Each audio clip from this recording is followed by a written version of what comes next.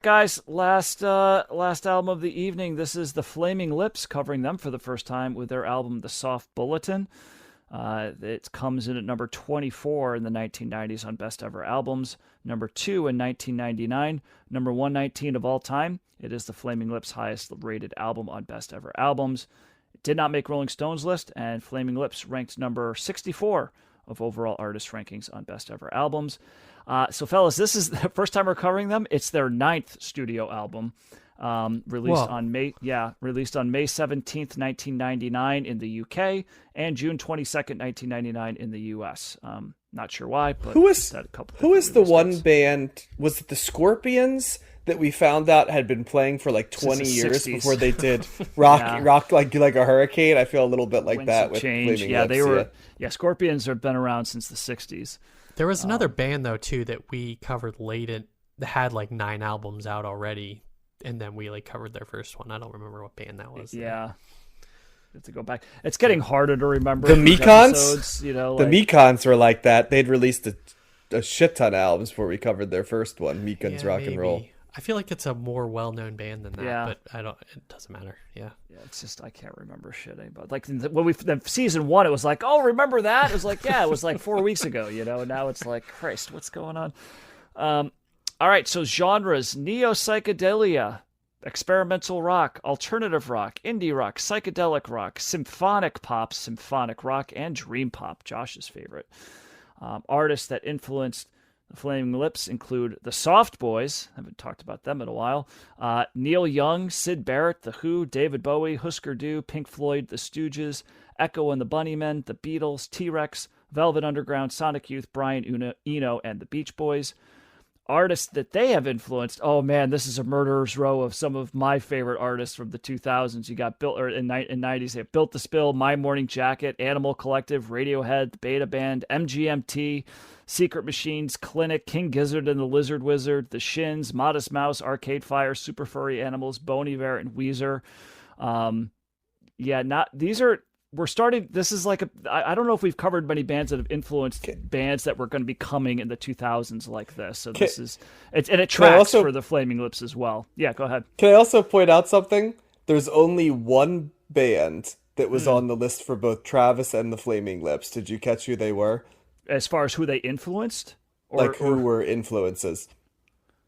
The Beatles. No. No, I didn't hear it. Sonic Youth. Who basically is becoming the Velvet Underground, aren't Yeah. they? For like the 80s and 90s. I just am chuckling. I'm like, yeah. So the Beatles might have been on there too, Matt. I didn't hear the Beatles when you talked about Travis as the list of influences. I think they yeah. had to be, yeah. So Flaming Lips' highest charting album is 2009's Embryonic. That hit number 8 in the U.S. Their highest charting single, we covered that in a single segment, 1993's She Don't Use Jelly. That actually hit number 55 in the U.S. So history of the band, it goes all the way back to 1983. Formed in Oklahoma City with Wayne Coyne on guitar and his brother Mark on lead vocals. Also, you have Michael, I want to say Ivins. It's Ivins, Ivins or Ivins. I'll go with Ivins.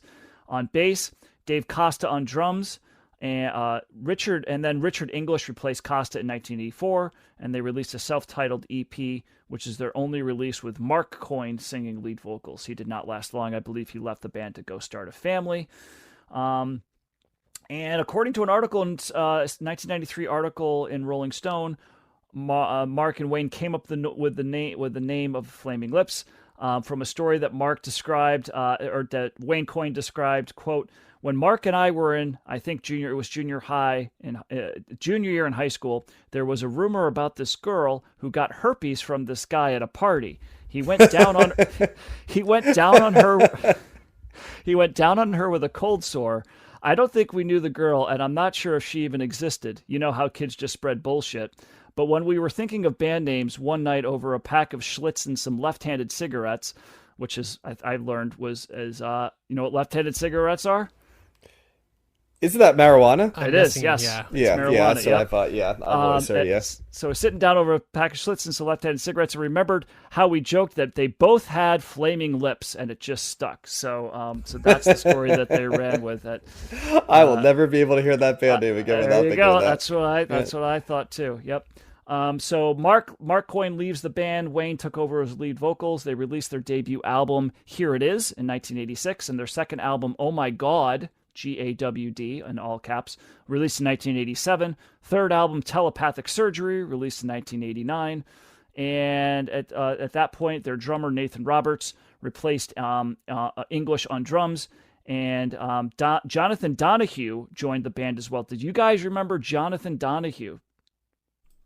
No. He was in a band. And actually, I learned this. We did cover this.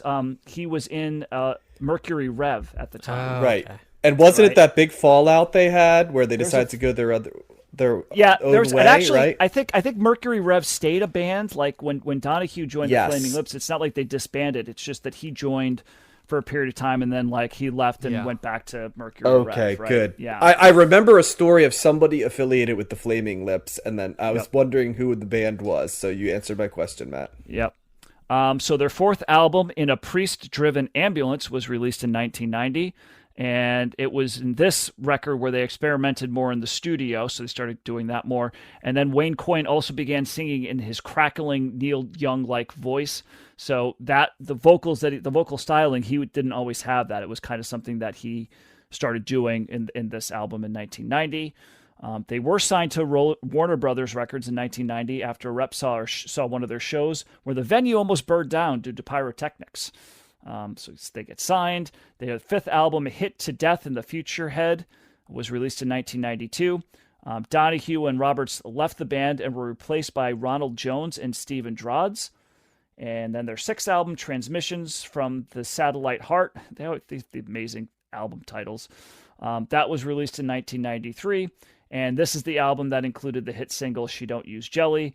So this got them TV spots and opening slots on tours with the Red Hot Chili Peppers and Candlebox. So you could have seen the Flaming Lips open for Candlebox. Wow. Yep. It makes me laugh. Their seventh album, Clouds Taste Metallic, was released in 1995. And the strain of that tour led to Jones quitting the band. And this is my favorite. This is a very Flaming Lips type thing. Their eighth studio album, Zyreka, released in 1997. Do you guys know about this album at all? Have you heard the significance of this record? No, I don't. Absolutely no idea. Okay, so that's released in 1997. It was released as 4 CDs that were intended to be played simultaneously from different stereos to get the full effect. So that is their album. Yeah. Have you done that? I have not done that. I don't even know where do you get 4 stereos? I have an editorial comment for that, and my editorial comment is no.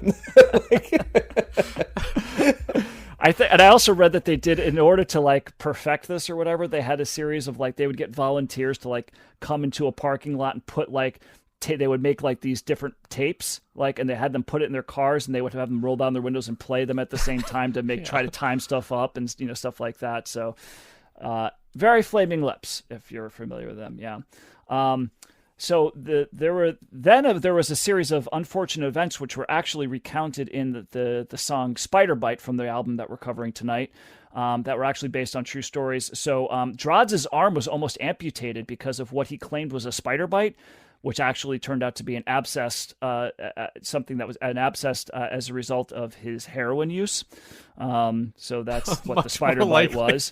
Yep. That's a big difference. It is a big difference, yep. Ivans was actually trapped in his car for several hours after a wheel spun off another vehicle into his windshield. So that was the car accident referred to in that song.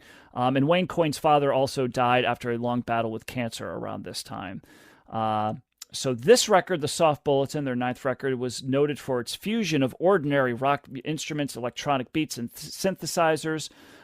So it's very layered, and the sound at the time at least earned a reputation as the pet sounds of the 1990s from some critics. After the album was released, Wayne Coyne stated that, quote, "If someone was to ask me what instrument do I play, I would say the recording studio," end quote. So I believe we're going to be covering the Flaming Lips again with Their next album, Yoshimi, battles the Pink Robots. But this is the soft bulletin. I think, John, it's your time to give your take. What do you think of this record? Oh, it's always my time, Matt, isn't it, to some degree? So, this is such an interesting... I actually have never listened to this album, as shocking as that is, because I am familiar with other Flaming Lips albums, and I know this one, or the one after this, right, is the Yoshimi battles the Pink Robots, right? Is that the next one? I believe so, yes. Yeah. Yeah. That's the other one. I do know that one pretty well. I like how you said it's...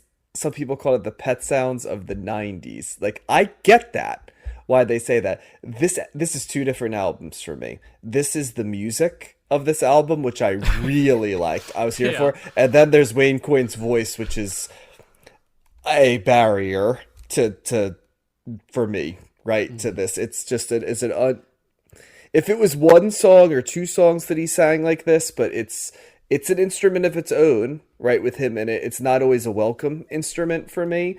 I like the whimsy of their lyrics. There's always it always feels like they're fighting for some unknowable prize. Like a lot of their lyrics are about like humankind and people fighting destiny, and there's like a real like never-ending story, like questy like nature to like their lyrics. And I guess, the one after this is thematically, right, about like battling robots, right? So they took it all the way to the logical end, and I guess because that album was so much on that theme, I just thought, oh, well, that was them doing that theme, and then this one, I'm like, well, no, this is a theme on this album too, like this idea. So I think that those left-handed cigarettes might play into along with some stuff that's a lot stronger than left-handed cigarettes, might have played into that as well. But I really love this album musically. I loved, it kicks off right from the beginning with Race for the Prize, which is this great smorgasbord of music layered over top of each other. It's got a great bass line. It's got great crashing percussion. Wayne Coyne's voice isn't quite as intrusive in that one because the focus of that song really is the cacophony of music. And also it's the first song you're hearing him. So you're not, worn down to a nub by how he's singing. As it goes on, you have to contend with it. I started to make a list of what type of singer would be the best type of singer, like, over top of this. I came to the idea that someone who is more of, like, a monotone singer would work really well on this. Almost sort of like a ballad, like a crooner type personality, I feel would work really well over top of this. Maybe even something like how the guy from the Smoking Popes like delivers this sort of monotone delivery. I don't know. There's just a lot of people I thought could like have elevated this a little bit more. Some other standouts for me, the Spider Bite song. The second song, A Spoonful Weighs a Ton, is also a really good song. That's not a reference to Pink Floyd, is it, Matt? If it is, I don't know. I didn't see anything about that. Got it. Okay. Why and do you then say that? I don't know. If it wasn't a saucer full of secrets, maybe it just sounds like a saucer full of secrets. You know what I mean? And it's got a little bit of psychedelia in it. So I don't know. But Spider Bite song I liked. Waiting for Superman was another one that was a real standout later. And I actually liked Feeling Yourself Disintegrate as well. It felt like that should have been the last song, the Sleeping on the Roof song. Even though I didn't dislike it.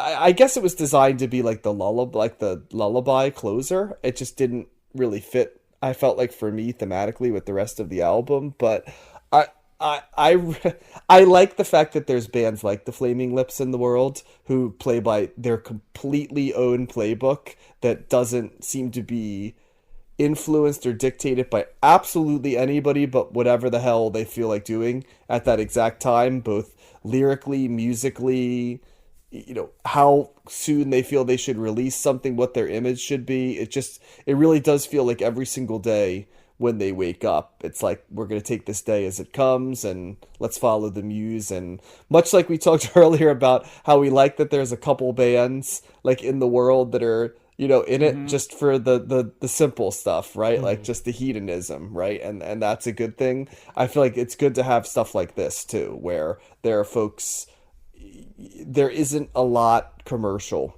to this, right? The decisions being made are really not dictated by much of anything besides the whims of the artist. And there's a beautiful chaoticness to what they do. So thumbs up for me. I like this album. It is though with that caveat that it can be tough to listen to 70 minutes or 60 minutes in this case Yeah. of Wayne Coyne's voice. It does it grinds you down after a while. And now I keep thinking of Scott Walker singing Flaming Lips. He said deep voices. Yes. That's true. That's actually a perfect person. Because I said croonery. That's actually the perfect person. You've nailed it, Josh. I spent all this time writing it down, and you figured it out. Scott Walker is who I want to sing over this. Crack the code. Yeah, Matt, we saw Flaming Lips together at UF, right? We saw them it was a free band show, shell, right? Yeah. It was on the field that John hit us pop flies for practicing for softball. Yeah. Yeah, you weren't there, John? You weren't there for that? No, he wasn't. No, but He was gone? I've seen the Flaming Lips live twice. So It's I a have great my show own. to see. Yeah, I highly recommend a Flaming Lips show. Both times I've seen them, they were in full costumes. So Yeah. Yeah, they're like a Genesis in that way, right? In a way. Yeah, all of them are Peter Gabriel. Yeah. Yeah. Yeah, so I haven't, like John, I haven't listened to this album before, and I'm of two minds with Flaming Lips. Kind of like John, I feel like they do have like a rich sound. A lot of their production and the sound on this album is very like orchestral, and they're bringing in a lot of strings, and there's this kind of epic, like joyous soaring feel to the album most of the time, and that gets into kind of the dream pop. Whimsy was a really good word, John. That is kind of what the Flaming Lips are all about. They're also like very like psychedelic. Their lyrics are insane at times, or don't necessarily feel dreamlike. When they write about stuff, it's not like unlike Travis, right? Like the metaphors and the comparisons are not you can't always figure what they're talking about out.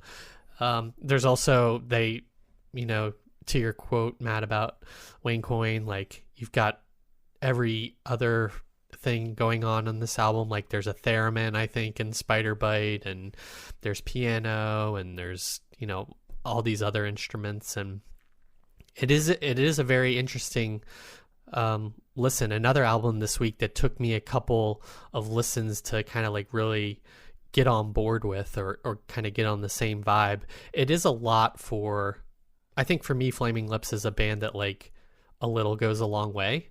I do really like a lot of the songs on this album, but it's like I could listen to half of it and feel like take a break and then listen to the rest or something. It's just like it feels like a lot to process, and they're throwing a lot at you. There's the other thing I like about the Flaming Lips, or this album at least, is that it feels unlike a lot of bands. They seem to like capture joy in some way. Like it's almost like like Polyphonic Spree or something. Like they have this like really like uplifting feel to them in a way that a lot of other bands don't. So I do respect it for that. They do interesting things on a song like Buggin', which I really liked. There is like this bass or guitar in the background that's like so kind of like counter to whatever else is going on in the song, and it just like sticks out. So that was interesting. The other thing about the production on this that I like is it feels like, this might sound weird, but it feels like set back. It's almost like they're singing in like an echo or something. Does that make sense at all? It's like they're that's like the production reverb? trick though. Yeah, Like the reverb. yeah, the reverb, or it's like sometimes Wayne Coyne feels like far away versus like the music or something. I don't know. It's like they're doing, like they're singing to the heavens or to the back row. I don't know. It just sounds different than a lot of the other, like production wise, than a lot of the other bands. There's something about this band like I'm just never gonna be fully on board with in terms of like, this is never gonna be like my favorite type of sound or my favorite band.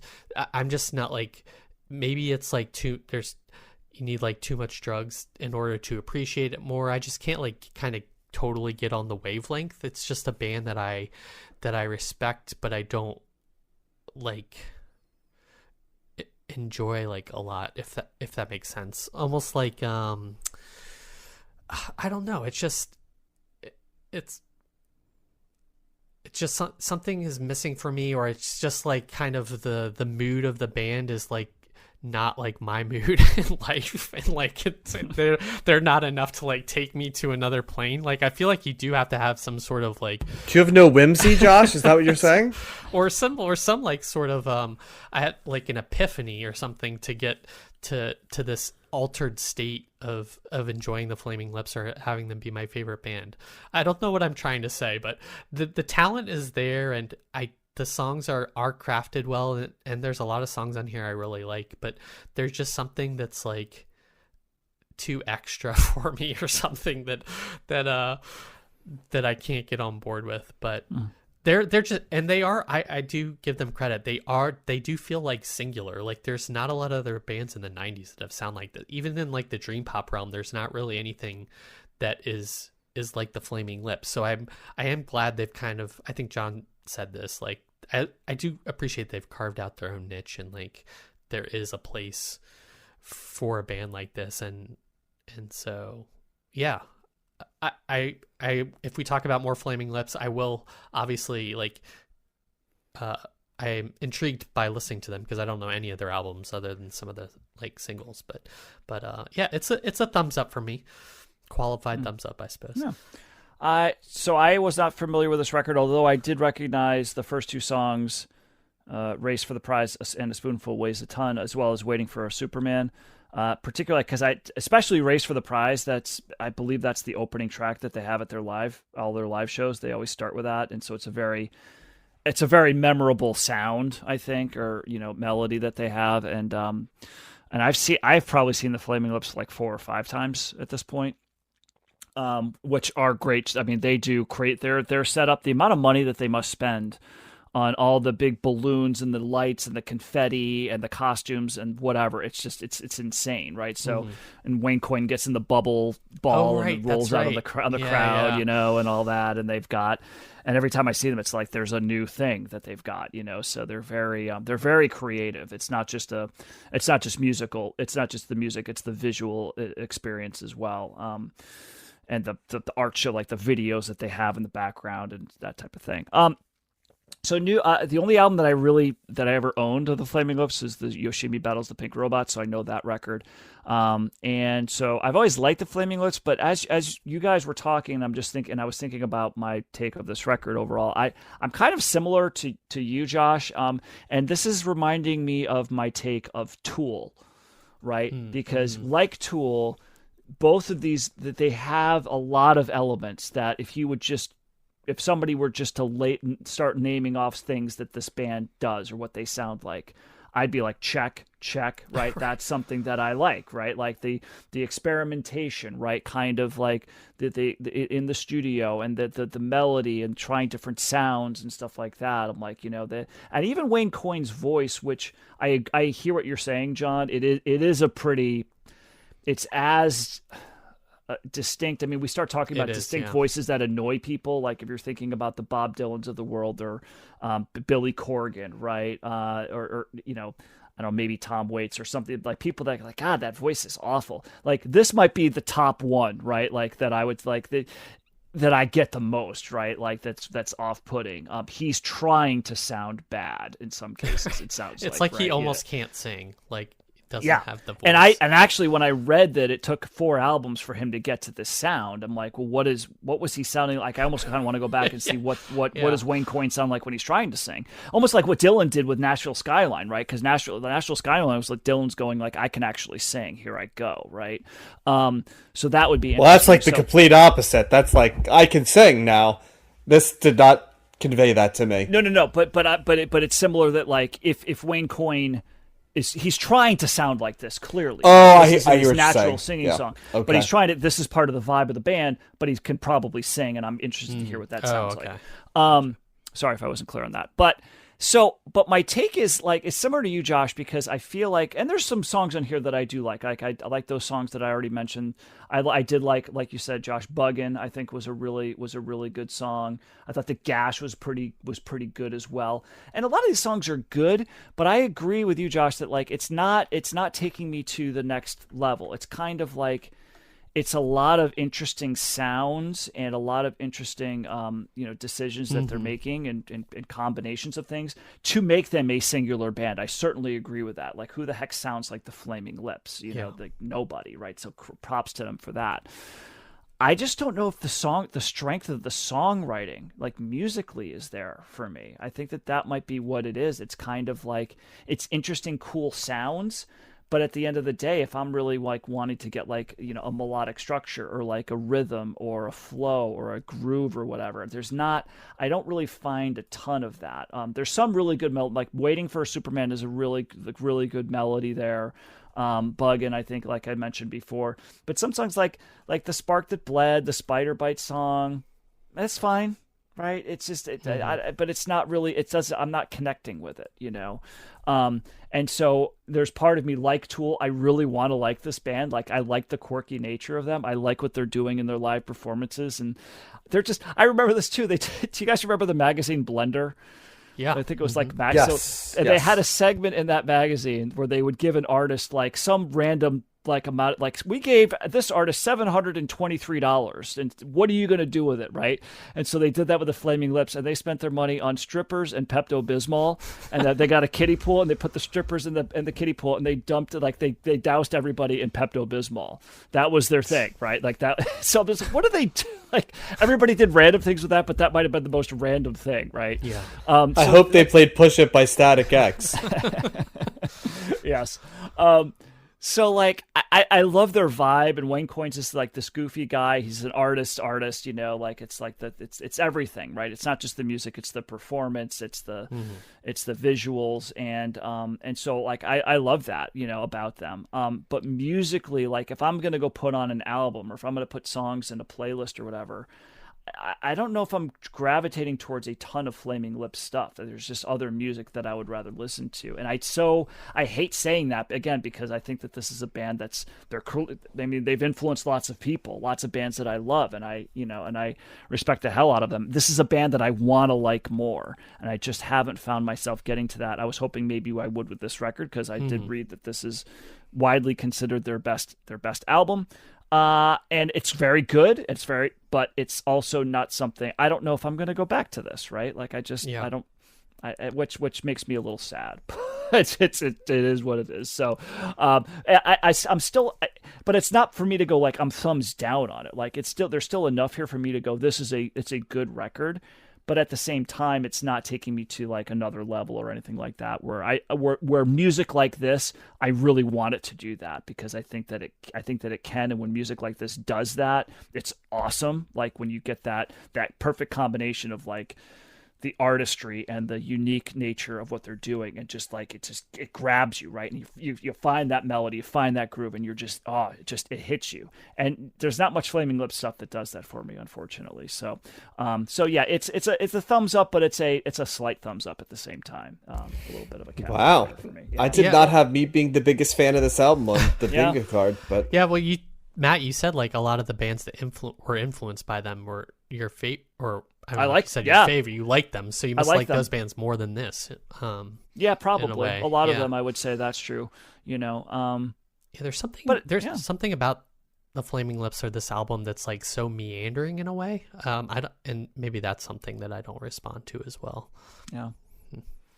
Yeah, I am surprised. John's the Flaming Lips fan this week. yeah, He's had so much experience with it too, though. So like the Flaming with Lips. Flaming Lips. Yeah. Yes. Eating all those Takis. Well, what a great way to segue to our final episode of the year.